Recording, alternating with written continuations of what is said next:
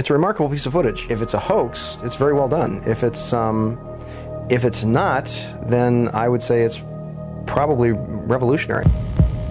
It's a fake, in my opinion. If you continue to ask questions that are out of bounds, I won't hesitate to terminate this interview. This is powerful because this is not a staged event. This is real.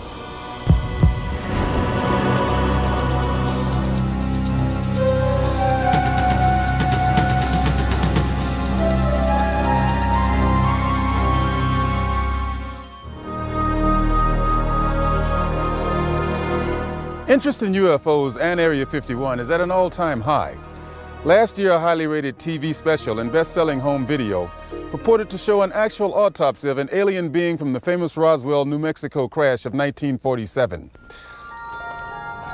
Many people and even some experts believed that autopsy footage was genuine. If that was indeed the body of an alien being from another world, could the footage in this program be the world's first hard visual evidence of an actual living and breathing alien being? An alien being communicating in an interview with a highly covert arm of the U.S. government?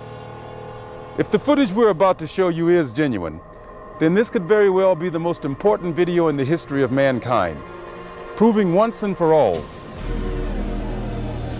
that we are not alone.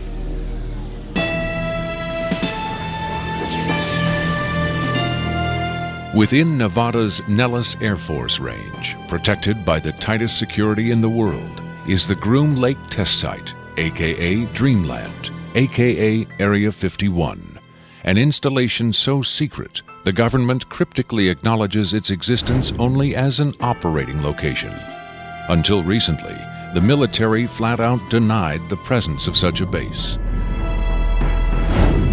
It has served as the testing ground for many secret research and development projects, such as the U-2 and SR-71 Blackbird spy planes, the F-117A stealth fighter, and now the SR-75 penetrator, the super-secret replacement for the SR-71.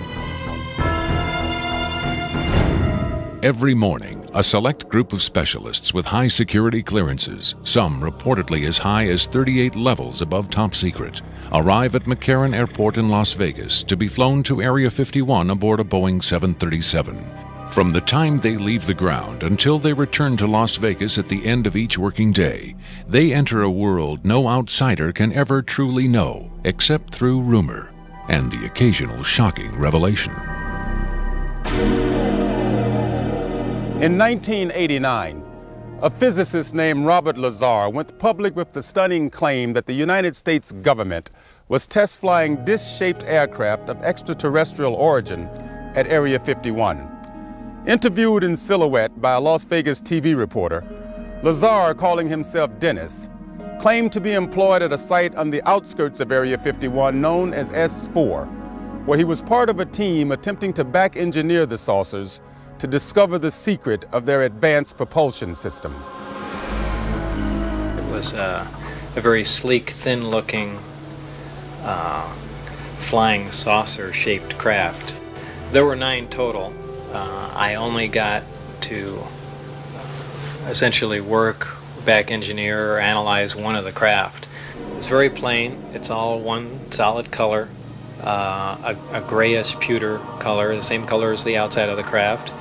There are no sharp corners anywhere. Every device in the craft, the seat, the amplifier housings, everything has a rounded corner on it, almost as if it was all fashioned out of wax and then slightly melted, so everything curved, even where the ceiling meets the floor on the end. Everything has a curve to it. Very, very plain, very wide open, very impractical use of space. And there are 3 levels. The lower level houses the amplifiers themselves that swing, the 3 of them. The center level is where you enter the craft, where the seats and the amplifiers are, and the top level is a small area, and I did not have access to that, so I don't know what's up there. Absolutely alien craft, there's no question about it. Well, first of all, the scope of the project was to back engineer it. If they were United States craft, we wouldn't be going backward trying to find out how they were built if we had built them. Second of all, the size of the equipment inside, the size of the seats, the materials that were in use, completely alien to us, pardon the pun, and the fuel, element 115, essentially non-existent. All these factors together, and of course the briefing information stating that they were alien craft. Along with Robert Lazar, rocket scientist David Adair is one of the few individuals who will go on record concerning his personal experiences with alien technology at Area 51. Was not of our origin. They shouldn't have let me see that. And then in the results of it, they locked me in a room. And the reason they locked me up in a room was because I wouldn't tell them any more about how the engine would function, and they started getting a little bit more perturbed about that. A former consultant to NASA and top aerospace companies, Adair claims that in 1971 he was brought in to study the engine of a downed flying saucer. What I was looking at was a technological marvel of its time, and it was a magnificent thing to see sitting there, and the whole situation just started really getting me more angry than anything, because the fact that they could sit on such a hunk of technology and not tell us about it. Here we are using liquid fuel engines and rockets at NASA, and here they got an engine that's probably, in theory that we know of, could be a speed of light, an engine capable of speed of light or even faster. Ufologist and lecturer Sean David Morton has appeared on Sightings, Strange Universe, and Hard Copy. He offers his own perspective on Lazar's stunning claim and the super-secret Area 51. Area 51 is approximately 135 miles north of Las Vegas. It sits in a box that's at the western middle corner of the Nellis test site. It was originally called the Groom Lake Facility, and Area 51 actually gets its name from a bombing classification. There's Area 49, 50, 51, 52, et cetera, et cetera. So one of the things that Robert Lazar told us was that if we simply went out to a black mailbox at 6:30 p.m. on Wednesday nights, that we would actually see flying saucers, that these objects would test, and that this was the military testing time between 6:30 and 9:30, and then early in the morning between about 3 a.m. and about 6 a.m. Vigorous efforts have been made by employees of the government and others to debunk Lazar's claims and discredit him personally. Nevertheless, Area 51 has become the center of a raging controversy, whether in fact certain clandestine agencies of the U.S. government are in secret contact with alien beings. Project Sigma was supposedly a deal between the United States government and various extraterrestrials that after the Roswell crash of 1947, that an organization called Majestic 12 was formed, and then in 1953, President Eisenhower was then brought in on this. Well, there was a negotiation going back and forth between the United States military, the government, and the extraterrestrials. Apparently, we had a number of things that the extraterrestrials wanted. Number one, the military needed hardware. We wanted technology, we wanted weapons technology, propulsion technology, metallurgy technology, and in exchange for this, the ETs were willing to trade us their hardware for our software, and software namely being us. What they primarily wanted was genetic material, and in exchange for that, they were willing to give us certain technological advances, like a number of flying saucers. It is out of Area 51 that the tape we are about to show you was supposedly smuggled. On Friday, July 26, 1996, the offices of Rocket Pictures, a producer-distributor of motion pictures and television programs, received a phone call. A male voice, identifying himself only as Victor, claimed to be in possession of a videotaped interview with an extraterrestrial being. Tom Coleman, president of Rocket Pictures, was intrigued enough to take the call. I, of course, thought this was some hoax.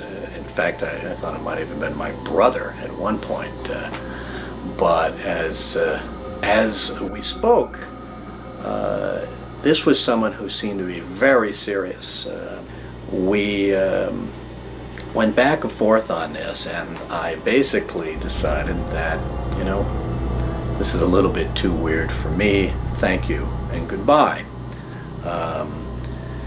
As I hung up,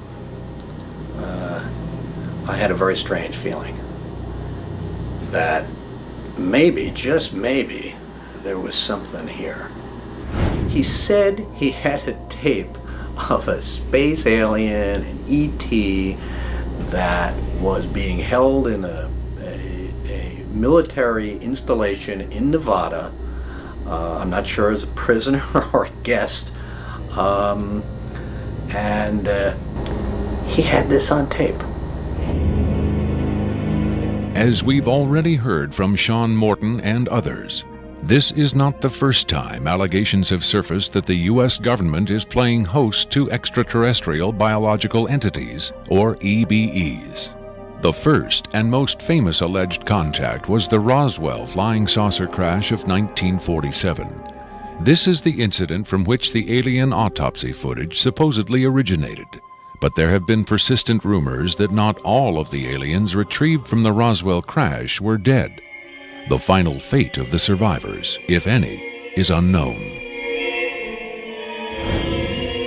2 years later, however, in 1949, another alien is reported to have survived a saucer crash, and this being, known as EBE-1, was taken into custody and kept at a safe house. EBE-1 supposedly suffered from chronic health problems, which the doctors of the time were helpless to treat. According to a controversial, possibly fraudulent briefing document dating from the Jimmy Carter administration, EBE-1 was interviewed by means of pictographs, from which it was learned that he came from the Zeta Reticuli star system.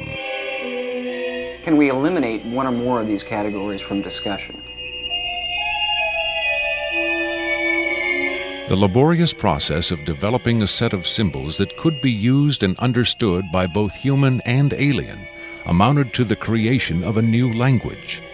If such an effort was made, it represents the greatest achievement in linguistics since the deciphering of the Rosetta Stone.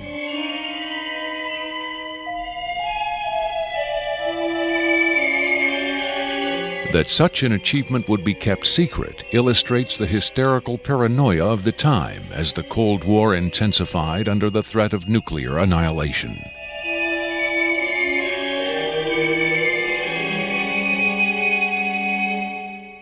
The so-called Carter-Aquarius briefing document states that EBE-1 died of unknown causes on June 18, 1952.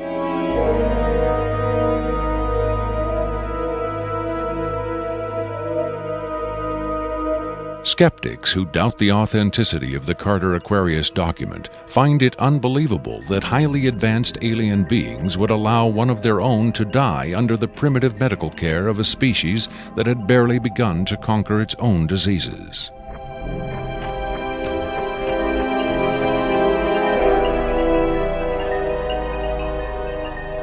But as we will hear, there are those who claim that to the aliens, death is not a final end to be feared, but a mere transition. It was in the late 40s and early 50s that the U.S. government's policy toward UFOs was formulated. Publicly, there was Project Blue Book, which made a great show of gathering data on all the major UFO sightings, finally declaring them all to be hoaxes, mass hysteria, or swamp gas. But secretly, there may have been another policy at work. Over the years, several documents have come to light which seemingly confirm that a clandestine group, Operation Majestic 12 Group, aka MJ-12, was formed by special classified presidential order on September 24, 1947, for the express purpose of gathering information on UFOs and extraterrestrials, while at the same time keeping such information not only from unfriendly powers, but from the American public as well. If indeed Area 51 has become the nation's repository for alien technology and possibly alien visitors, then the extra-constitutional justifications for such secrecy were developed in the MJ-12 Group's planning sessions. James B. Forrestal, Secretary of Defense under President Harry Truman, is widely accused of being the mastermind behind the creation of MJ-12. Once created, Majestic may have expanded its mandate beyond what Forrestal had intended. Whatever secrets Forrestal may have known concerning flying saucers and alien visitors, that knowledge died with him when in 1949 he mysteriously plunged to his death from a window at Bethesda Naval Hospital. Though he was being treated for depression, many UFO researchers doubt that his death was a suicide and point to the sinister workings of the possibly mythical MJ-12, which in their hypothesis may have been protecting its secrecy from a man who had come to believe the people had a right to know. As late as 1989, according to Bob Lazar, the identification badges at Area 51 read MAJ for Majestic. In December 1994, a document purporting to be the Majestic 12 Group Special Operations Manual was leaked to a noted UFO researcher. It contains the following directive under the heading Isolation and Custody. EBEs will be detained by whatever means are necessary and removed to a secure location as soon as possible. There follows this disturbing amplification. Although it is preferable to maintain the physical well-being of any entity, the loss of EBE life is considered acceptable if conditions or delays to preserve that life in any way compromise the security of the operations. From the beginning of the UFO age, it seems, secrecy was always the government's prime directive. In 1988, another anonymous government source, codenamed Falcon, claimed that a second extraterrestrial biological entity, EBE-2, voluntarily became a guest of our government, allowing himself to be examined and interviewed. In this scenario, Area 51 became, for a time at least, a sort of extraterrestrial embassy, the setting for mankind's first attempt at diplomacy with beings from another world. Different sources disagree as to how communication was established.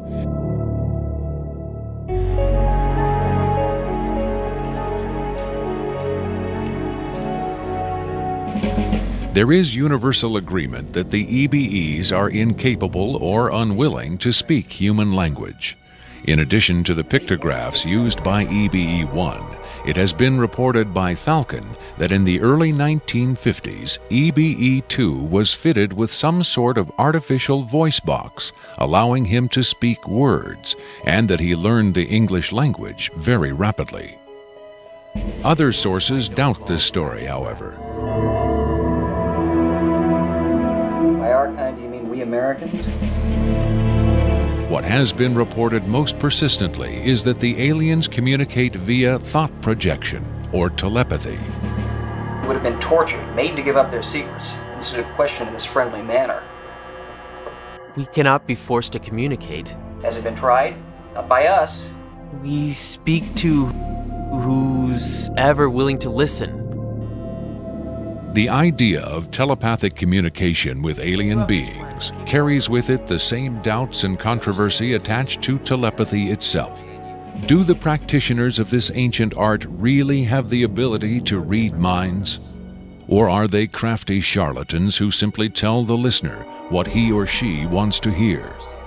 If the cynics are right, then the self-proclaimed telepaths recruited by the government in the 1950s were playing an astoundingly daring hoax by claiming to speak for the mute visitors from the stars.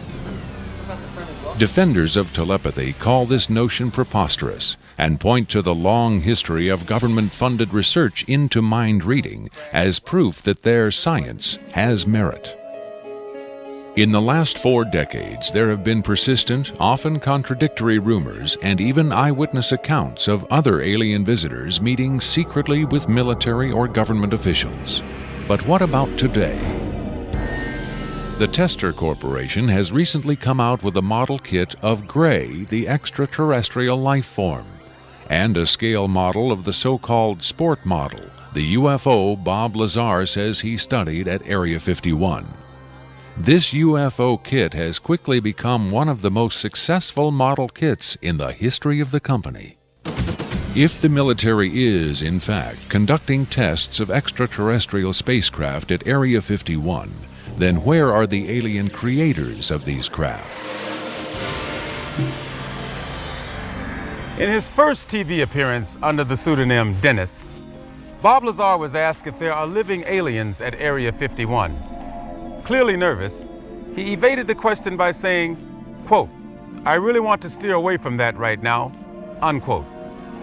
In subsequent interviews, however, he admitted catching a glimpse of two scientists talking to a strange short figure with long arms. He also reported seeing several documents that seemed to contain first-hand information on alien civilizations. Lazar is skeptical of a claim made by Falcon that a group of EBEs have been given complete control of a separate base within Dreamland. But he does admit having read a report of a tragic misunderstanding between military personnel and alien beings in the late 70s. Lazar states that it had to do with bullets the MPs were carrying, and that the bullets might explode, possibly due to a field the aliens had generated in that area. This encounter supposedly resulted in the deaths of all the humans involved by head wounds. But if there was ever a large-scale alien presence at Area 51, Lazar saw no evidence of it doing his work at S4 in the late 80s. Is it possible that the deadly misunderstanding of 10 years earlier brought human-alien cooperation to an end? In his September 21, 1987 speech to the UN General Assembly, President Reagan himself did little to dispel the notion that this deadly misunderstanding brought human-alien cooperation to an end. In our obsession with antagonisms of the moment, we often forget how much unites all the members of humanity. Perhaps we need some outside universal threat to make us recognize this common bound. I occasionally think how quickly our differences worldwide would vanish if we were facing an alien threat from outside this world. Are the inconsistencies between various tales coming out of Area 51 evidence that these stories are lies? Or are the discrepancies the result of an intentional campaign of disinformation designed to discredit any elements of truth that may be reaching the public? If so, how does Victor fit into the jigsaw puzzle of questionable witnesses to the alien presence at Area 51? Is he a hoaxer, a government dupe, or a frightened whistleblower with the hard evidence to back up his story? I made it very clear to Victor that his credibility was the entire issue here, and that everybody's going to think this is a hoax, and that how are they going to possibly verify this? What he said was, you can do anything you want in terms of verified, any type of due diligence. He will answer whatever questions put forward. We could do whatever type of checking. We could bring in experts. We could have the tape tested. We could, in fact, he encouraged all of these aspects. He just did not want his face and his real name revealed. At Coleman's insistence, Victor agreed reluctantly to appear on camera, but only in disguise, in shadow, and with his voice electronically altered. The questions were agreed upon in advance, but during the actual interview, the discussion occasionally deviated from Victor's approved questions. What is your occupation at Area 51? I won't answer that. I have had reason to be present at Area 51, but I'm not going to clarify whether or not I was there as an employee. Are you saying you were there as a visitor? I'm not going to specify why or in what capacity I was there, only that I was there. Can you tell us how many times you were there? When I agreed to this, my fundamental ground rule was that I would not be asked to divulge personal data that might help pinpoint my identity. If you continue to ask questions that are out of bounds, I won't hesitate to terminate this interview. Are you saying that the number of times you were present at Area 51 is enough to pinpoint your identity? Any specifics will narrow the field of suspects. Of course, I could lie. Let's say I've been there 47 times, or anyway more than once. Let's turn to the tape itself. The copy you've supplied is not the original tape. No. Was the original at Area 51 when you copied it? That's out of bounds. Is it fair to assume that the copying of tapes at Area 51 is heavily restricted? You can assume anything you like. I would say that's a fair assumption. That's obvious. I will say that this tape was copied under special circumstances. Otherwise, copying it would have been impossible. Can you be more specific? More specific? Okay, I'm sure they've figured this much out already. Recently, there was a wholesale transfer of video documentation from analog tape to digital disc storage. In a couple of instances, this allowed data to leak from a highest security system to a less high security system. Even so, this particular tape was the only... I think that's about all I'll say about that. Was there something about this particular clip that made it more accessible to be copied? Not necessarily, no. Was there something about the content that caused them to file it differently or give it special handling? This interview was terminated. The interview resumed only after a discussion of the ground rules. Have you personally seen the alien being that appears in the tape? Yes, I have, but I stress I was not necessarily present at the interview session that appears on the tape. I'm not going to be specific. I may have encountered the being at another time. What can you tell us about the alien interview we're about to see? This one is rather recent, very late in the series. The interview process has been ongoing since the being arrived, which was in 1989. Approximately twice a month, they sit it down for a session that generally lasts from 3 to 5 hours. If they try to go longer than that, or if they schedule the sessions more frequently, the being becomes unresponsive. There's a fair amount of infighting among the scientists from different disciplines to get their questions asked. What has the alien revealed? Various minor technical details of the saucers. The physicists and engineers are frankly frustrated. They feel the being is withholding information. Possibly concepts are getting lost because all the information has to come through a telepath. But also it may be that the bulk of their scientific knowledge is just too advanced to be translated into our primitive conceptual framework. It's analogous to if a human scientist were to try to translate quantum mechanics into the grunts and screeches of a chimpanzee. That's not a very flattering comparison. Frankly, there's a high attrition rate for scientists in the program. You'd think they'd be energized by the challenge, but a lot of them take the ego deflation very hard when they find out not only how much they don't know, but how much they aren't even capable of understanding. What else has the alien communicated?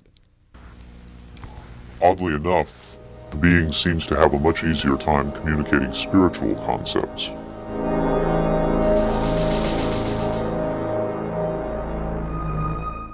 The human body is a vehicle, a vessel.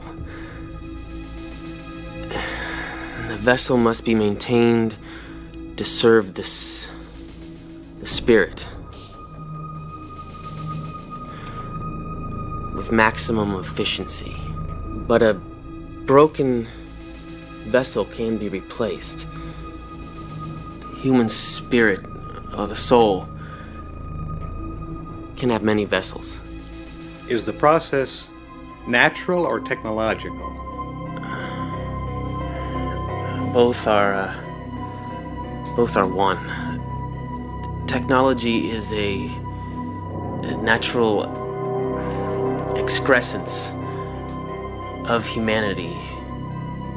Technology is a process the vessel uses to perfect itself. So this transference of the soul from vessel to vessel, did your kind create the mechanics of it, or is it a natural... Did it predate the intellectual creation? Before understanding must come acceptance. Then it's not technological. Well, I think what he's trying to say is that the question is meaningless. The soul can travel from vessel to vessel.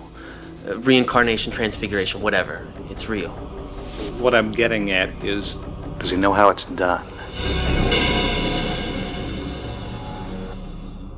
Victor uses the term vessels to refer to the alien's conception of the body as a disposable vehicle for the soul. The UFO cult known as Heaven's Gate used the term containers in a similar context. The mass suicide of the Heaven's Gate cultists illustrates the dark side of accepting such ideas at face value. Doe, the Heaven's Gate cult leader, preach that humans can pass from container to container. The mysterious Victor, on the other hand, harbors no such belief. In his interview, recorded months before the Rancho Santa Fe tragedy, Victor made his attachment to his own earthly vessel abundantly clear. And let me just state here publicly, to head off any clever ideas anyone might be having, I have never been, am not now, and never will be suicidal. But how would the public know if something happened to you, since we don't know who you are? I'm taking care of that, trust me. If something happens to me, if I die, people will know who I am. Do you think it's a reassuring sign that these aliens can communicate with us on a spiritual plane? It would be nice to think so, but I'm not sure if it's really such an achievement considering the mismatch between our intellects. I mean, you're not going to have much luck making your dog understand calculus. But if you pet him on the head and say, "Good dog," aren't you communicating spiritually? And doesn't the animal control officer say, "Good dog," when he comes to put some poor stray to sleep? Doesn't the vet try to reassure the animal just before he spays it? When you're dealing with beings whose intellect is so far beyond your own, I don't think it's safe to assume they have your best interests at heart. What about the content of the tape segment you brought? As I said, this is late in the series. In fact, it's quite close to the end. Because of his unwillingness to reveal his own identity, Victor's story stands or falls on the credibility of the tape he supplied. Here, exclusively, for the first time anywhere, is the uncut, uninterrupted alien interview tape, shown in its entirety in real time.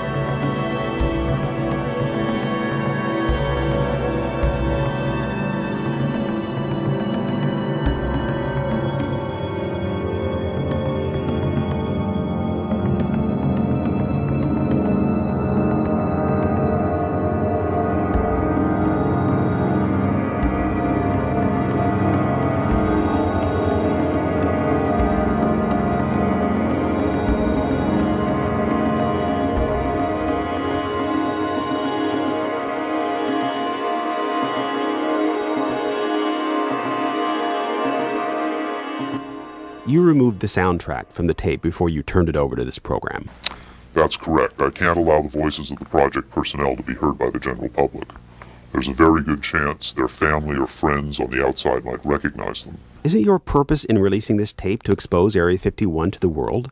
My purpose is to expose the existence of the aliens, not compromise these individuals. I made the decision to come forward. I'm taking precautions to protect my own identity, and I don't think it's fair for me to put these others in danger of exposure. In any case, the interview on the tape went nowhere. It was interrupted, as you'll see.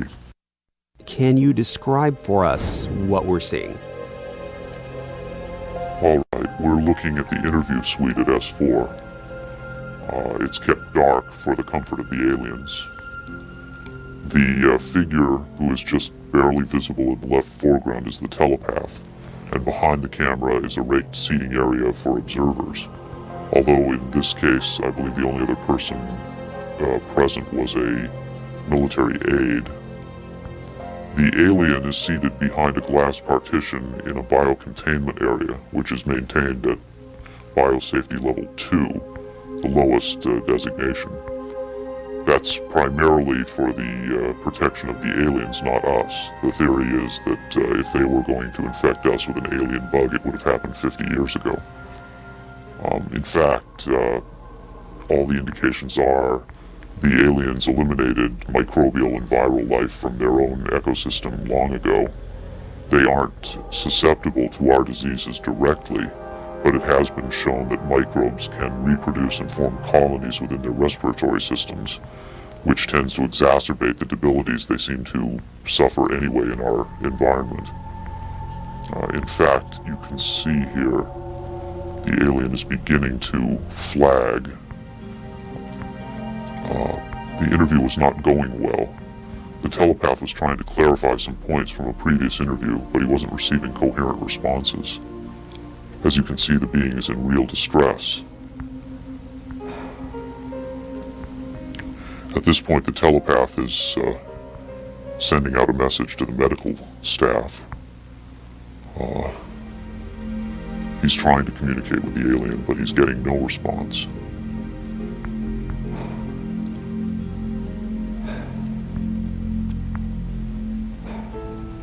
There's very little he can do. There's no direct connection between his space and the biocontainment area. That's the aide stepping in on the right. The medical staff should be there by now. They're slow in responding. There they are. I have to say the medical personnel at S4 are less than first rate. They tend to be selected for their willingness to keep secrets rather than their medical competence. By the way, he's not shining that light into the eyes. It looks that way, but in fact he's checking for hemorrhaging around the eye sockets and in the nasal cavity. I'm sorry. It's very hard for me to watch this.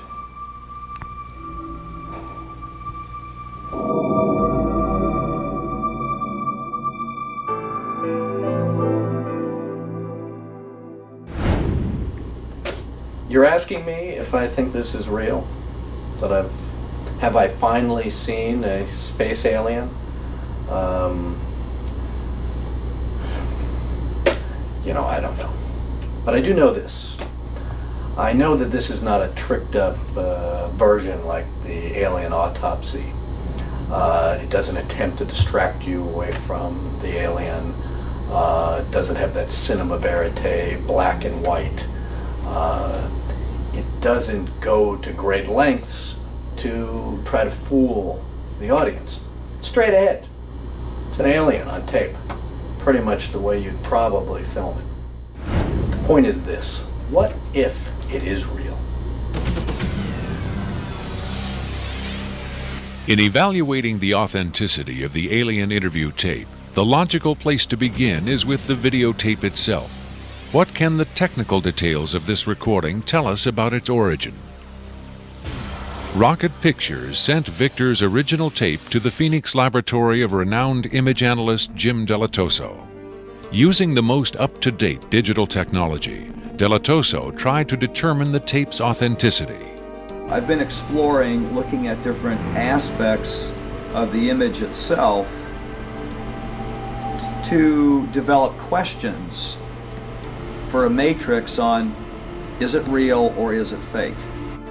I grabbed a frame in the computer and we're outputting it now in digital format, and you can see that we have an absolutely solid picture. What we've done is taken the picture and moved it over so that we can look at the information that's in between the frames. Now, when we look at the motion video, we can see that it still is not bad. And when we have this little indicator down here, it tells me that the original image was transferred using some kind of time-based corrector. These are video screens up here, television, video monitors, and they're off at an angle. If this was shot using a video camera with lines on it, we would see moire patterns up there, and we don't see the moire patterns. So there's a probability that this was shot originally on film, possibly a film stock like 7252 or 7247, depending on the lighting. The idea that these images may have originated on film is in direct contradiction to Victor's statement that the interview was shot on video. On closer inspection, Delatoso decided the images could indeed have been recorded by a video camera under certain specific conditions. In this case, I get the sense of it that this was originally created using either film, transferred telecine to beta, that then this is the third generation, or it was taped under very low light conditions with the video gain boosted probably 12 dB. Even the emotionless analysis of a computer cannot provide a definitive answer. Delatoso's efforts yield tantalizing hints, but in the end they only increase the mystery. One of the key things about this creature are its eyes. Like the other experts, video analyst Jim Delatoso was emotionally affected by what he saw. He took the tape very seriously and offered this personal opinion. If someone faked this, I don't like these people. I think it's a bad thing for people to do, because if extraterrestrials come here, it's an incredibly important thing to understand who they are and why are they coming here. If this is not faked, I think we've got a glimpse here of a sense of communication with someone who came from a long distance away. When asked his opinion of the alien interview, Adair was careful to answer only in terms of his own experiences. If you're referring to the film where it's aliens being interrogated at Area 51, I don't know. I've never seen a UFO in my life. I've never seen aliens pickled in a jar or anything like that. But I know I saw an engine that wasn't from our terrestrial technology. If you're looking at an engine like that, it came out of a craft. If it come out of a craft, then that craft has occupants. So it's very logical to assume then that those occupants could still be here and they could be interrogating them, or they could have downed another craft since 1971. Makeup artist John Criswell has provided special effects creatures for many Hollywood motion pictures and television shows, such as Spaced Invaders and Babylon 5. Hired by Rocket Pictures to create the aliens for the recreation segments of this program, Criswell was very interested to finally see the real thing. By Hollywood standards, I would say it's a pretty decent puppet. Well, to be honest with you, I would love to buy this being real, but it's probably a hoax. Well, I think this is a really cool design, and it's a great concept, but I think I could have done better. Whoever did this, I mean, they could have a job in Hollywood in a minute, no problem. This one has a much creepier quality than the alien autopsy tape, I think. That one I definitely didn't buy just because of the way it laid on the table. There was a couple of things. This actually, whoever did this was, or if someone did this, they were very clever because it it hides a lot of stuff. So that's what makes me kind of disbelieve it a little bit. But, you know, who knows? Criswell thought the alien exhibited movements that would be difficult to fake. There are moments when this looks very real, and I don't know how they did certain little things about this. So right when I would say that it's definitely a puppet, he moves a certain way, or he'll lift up in the frame and all that, and all these little things are important to the, you know, to the character of it. Academy Award winner Rick Baker is one of Hollywood's reigning masters of makeup effects. He transformed Eddie Murphy into a 300-pound man for The Nutty Professor and has created monsters for countless films, including An American Werewolf in London and the UFO-related Men in Black. Baker dismissed the tape as a fake. Yeah, this doesn't fool me. I don't buy this. I think this is a puppet, and you've got a table in the foreground that's hiding the rest of its body. You've got some kind of, whatever that instrument is in the foreground, it's also lit very mysteriously. I think if you were going to record this alien, you would want to see it, and you wouldn't want to hide it behind a table, and you would light it in a way that it would show up much more than this.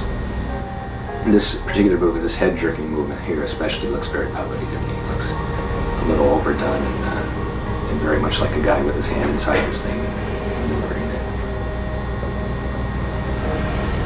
And I guess he's supposed to be ill here. Is that what's going on? It just looks like they went to a great deal of effort to hide as much of the anatomy other than the head on this puppet, and I just don't buy it. I would be willing to stake my reputation on the fact that I think this is a hoax. It's very interesting to see, though. In Baker's opinion, there was no controversy at all. It's a fake, in my opinion. We could build better. We have built better. UFO expert Robert Dean, on the other hand, had no doubt whatsoever that the tape was authentic. This is powerful because this is not a staged event. This is real. In the 1960s, Robert O. Dean served as an Army intelligence analyst at NATO headquarters in Europe, where he claims to have seen first-hand evidence of alien beings and their artifacts. Retired from the Army, he is now a highly regarded UFO researcher and analyst. Dean was asked to view the tape and offer his expert opinion. They're treating him like a piece of livestock, wiping his lips. Calling on his own first-hand experience for comparison, Robert Dean was stunned and moved by what he saw. That breaks my heart.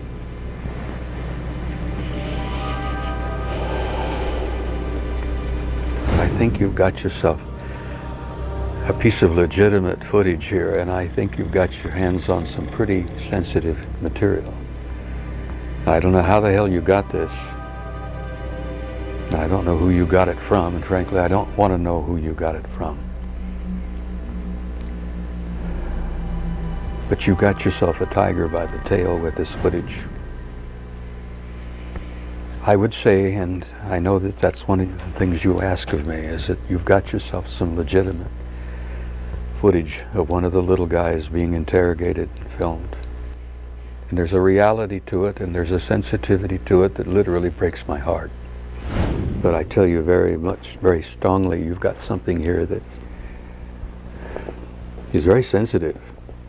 Well, I know that the level of classification on this kind of a thing is so far damned above top secret that you can't imagine how sensitive this kind of thing is, and how delicate it is, and how tightly the government sits on anything like this. Sean Morton looked for clues to the tape's authenticity in the technical details of the interview's setting.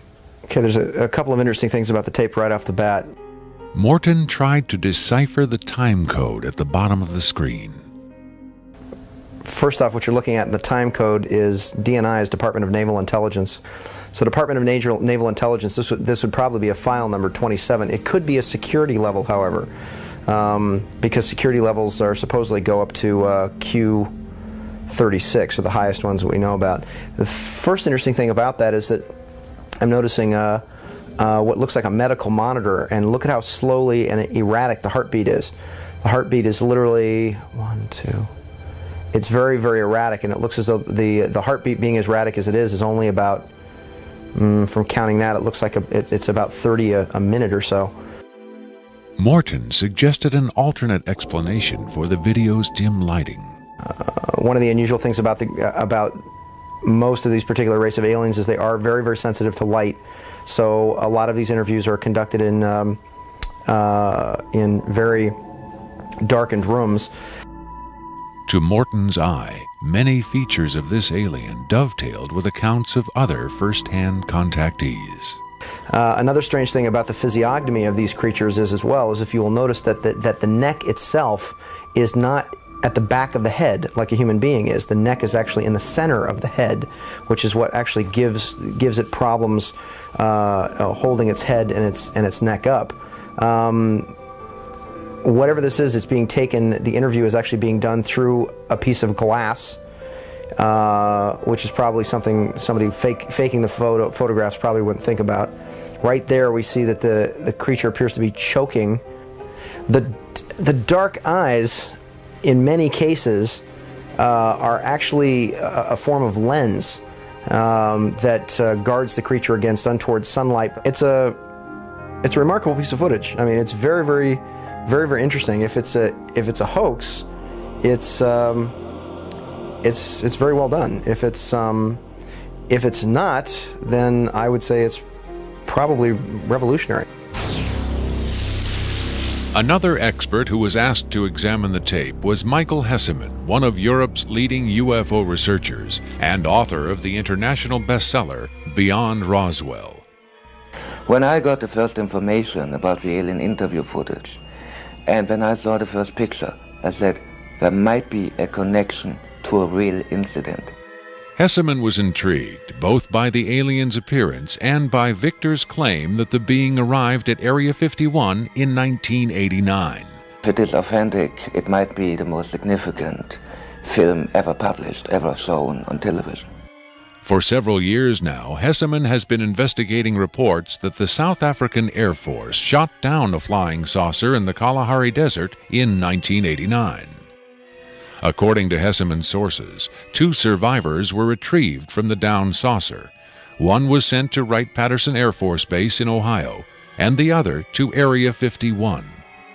The extraterrestrial in Victor's tape bears a striking resemblance to descriptions of the Kalahari ET, and the timing of its appearance at Area 51 is consistent with the South African incident. If you see the drawings we have of the Kalahari alien and the descriptions we have, it seems to be the same being. And the Kalahari incident puts the alien interview footage into a context and gives it at least a probability that it might be real. It might be the real stuff, we just don't know. Whitley Strieber, best-selling author of Communion, claims to have had numerous personal contacts with alien beings. He has become the de facto spokesman for the growing number of people who claim to have been abducted by extraterrestrials. The nationally syndicated television program Strange Universe asked Strieber and several other abductees to view the alien interview tape. What Strieber saw left him profoundly shaken.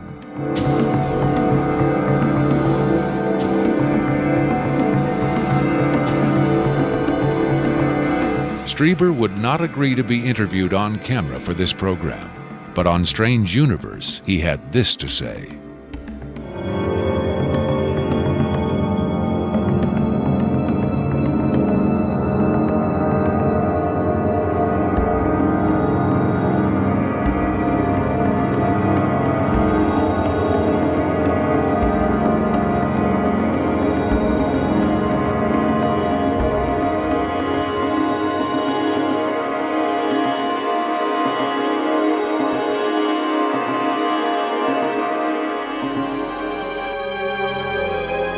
On May 23, 1997, Victor gave a radio interview on the nationally syndicated show Coast to Coast AM with Art Bell. Speaking by telephone from an unknown location, Victor answered questions from host Art Bell and his guest, UFO expert Sean Morton. From the Kingdom of Nye, Coast to Coast AM continues with Art Bell. It is going to be a very interesting morning. Let's see if we've got Victor on the line. Victor, are you there? I'm here. Welcome to the program, Victor. Afterwards, this is what Bell and Morton had to say about Victor's credibility. What a hell of an interview, huh? Boy, oh boy, talk about making history on the radio. It was, as far as I could tell, he answered every question properly as far as exactly where the locations are, to the, descriptions of the, the transports, the 737s, to the CTS-43s, the retinal scans, the 5 levels at S4. A veteran of countless controversial interviews, Art Bell still found himself impressed by his encounter with Victor. In the first, I think, half hour, I sensed that I was getting a kind of a runaround, or that I was not satisfied with the quality of the answers that I was being given. But as the interview progressed, and Victor, to some degree, began to relax, I began to get a different sense, and that was that he was telling me the truth. I think Victor was scared. I think Victor really is scared. And so my judgment of the interview after about the first, maybe 20 minutes, half hour, is that we began to get some real information. It was a significant milestone. There's no question about that in broadcasting.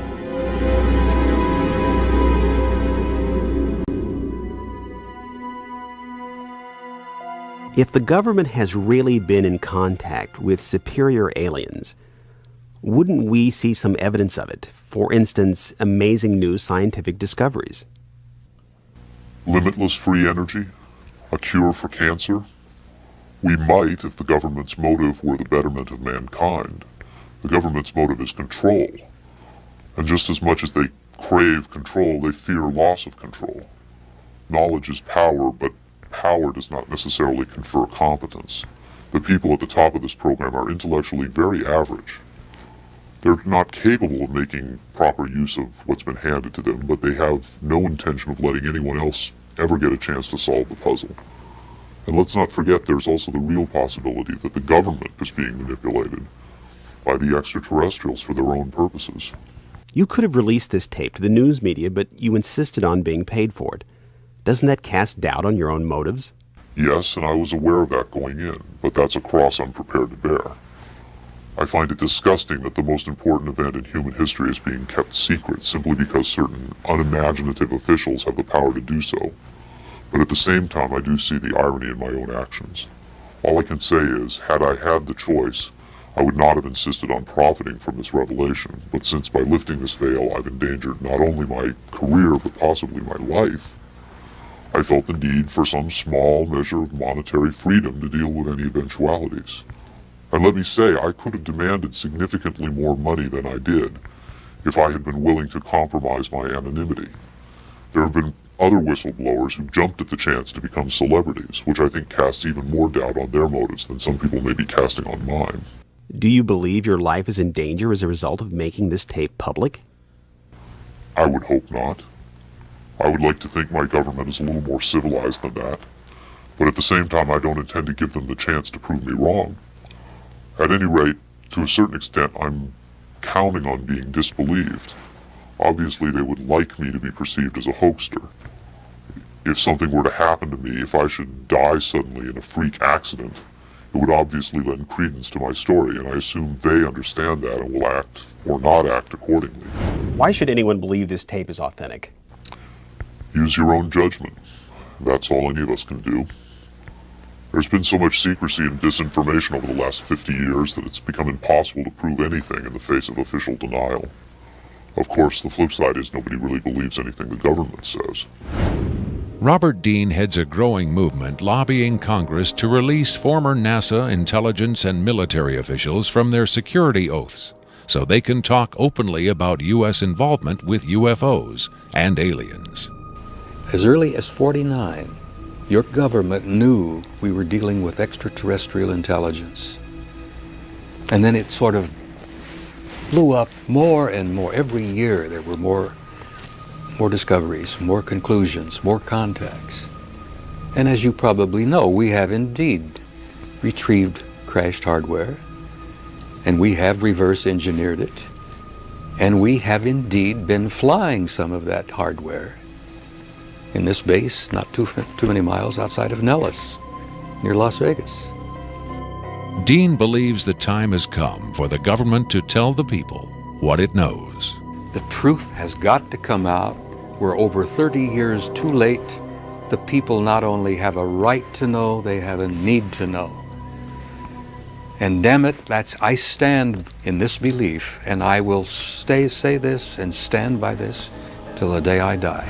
Congress has the responsibility, Congress has the obligation to the people, to the Constitution, and to the nation.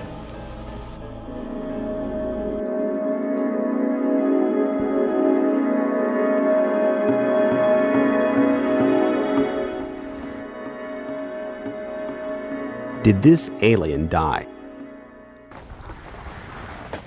I can't answer that with certainty. I do know the interviews came to an end.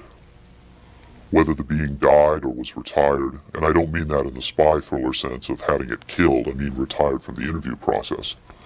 I just don't know. I'm fairly certain it didn't go home, at least not in the physical sense. But these beings, they don't seem to be very concerned about dying or avoiding death. Why do you think that is? Maybe they know what comes after death with more confidence than we do.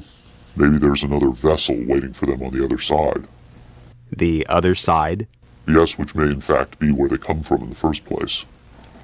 I've heard the claims that they come from Zeta Reticula or the Pleiades, but it hasn't been established that they come from out there at all. Their saucers may not travel through space as we know it. They may fold in from another dimension, another reality. You make them sound almost supernatural, like angels or devils. Supernatural is just a term for aspects of nature we don't understand. For many people, they certainly do serve the functions of both angels and devils, forces we can't comprehend. Have you had enough of me? I think I've earned my money.